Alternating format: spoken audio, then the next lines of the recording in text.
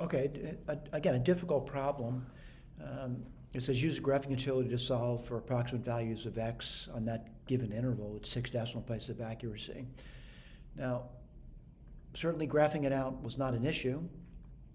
What the issue is solving the equation. So I realize there's a solution, when y is minus 4, and that's between 1 and 2. And there's another solution when y is minus 3. When I say y, the easy thing to solve over here, which is the cubic side of the problem, and then 12. And I did use Newton-ness to do that. What I'm going to do is I'm just going to go to Sage and show you another technique for doing it. So I'm going to reset, and I'm going to define x to be a variable.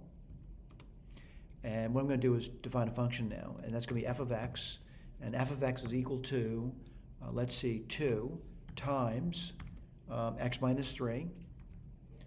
That's cubed now, quantity cubed, minus x squared plus 4. All right? And again, there's two things being graphed over here. The cubic function, which is pretty easy, and then that problem that's a little more difficult, that quadratic with the floors in it. All right? So I realize there's solutions over here, and just looking at it, the first solution is between 1 and 2. All right? So what's that number going to be? The number is going to be, the value of that function would be minus 4 there. So let me just say solve, and I'm going to do f of x, double equal sign minus 4. All right? See what happens. And I'm solving this thing for x. And I realize some people looking at this, it's a really kind of wacky looking response to it. And I got to look at myself. And that's pretty hard to read, isn't it?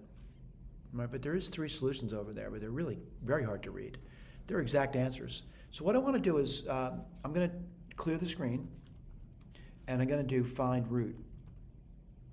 All right? Now, I want to emphasize that a lot of times you're looking at functions, say, where did this come from? There's a lot of functions that I don't know about in Sage, but it tells me how to do it. All right? So you can read through that if you want. Kind of complicated, but you can read that. Have examples and stuff given to you, and I'm gonna just basically model it on this thing over here. Let me just quit, and I'm gonna do find root. And what do I want to do? Find root of let's see, when f of x double equal sign equals minus 4, and looking at my graph, this is minus 4 over here. It looks like it's between 1 and 2. It's going to look for it. And what does it give me? It gives me this number over here. Now, I was able to just use the Newton method, and the number's here. All right? Now, I'm going to just use the up arrow to pull it up again. All right? Now, the next one I'm seeing it's between 2 and 3. So I'm going to change this over here, between 2 and 3. But now it looks like it's minus 3 now. All right? Let me go back over here and put that in there. And what do we get there? 2.6 is this solution over here. All right? Now let's go back to the graph. Again, let's have technology. The next solution looks like between 5 and 6, and the value over there looks like 12. All right? So it's between 5 and 6. And it looks like the number's 12. All right, before I hit the enter button, I'm definitely going to look at this and make sure I'm doing okay with that. So between 5 and 6, yep, and then it looks about 12, all right? So let's take a look at this one over here. What do we get? 5.7, all right? So although I use Newton's method, which you can, which I'll go through briefly, you can also use find root, not a bad idea. So I'm going to use Newton's method now, so let me clear.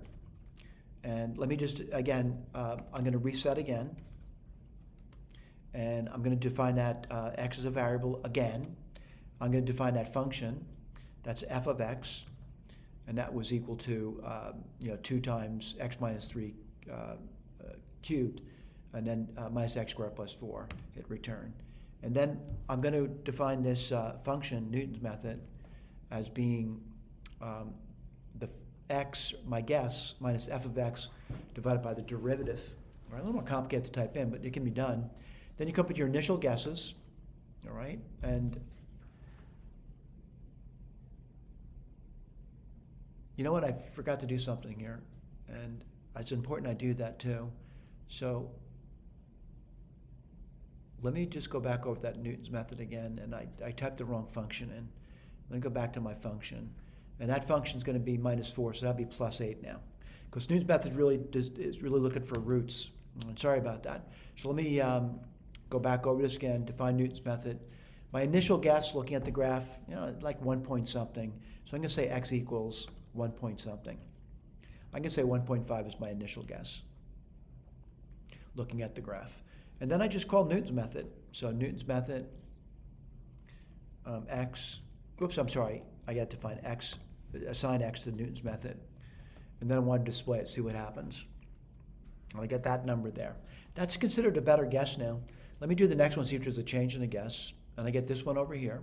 That did change, not a lot, but it did change. I do it again, and I'm noticing over here, it's a slight change, but I'm gonna do it again. And what do I get? I'm getting this thing over here. That's a slight change again. I'm just hitting the up arrow to recall the command again. And I'm gonna say it didn't change over there. And that's the answer I pasted in over here, all right? Now, granted, I think find roots easier, but Newton's method also work. Your mileage may vary depending on what you want to use. Thank you.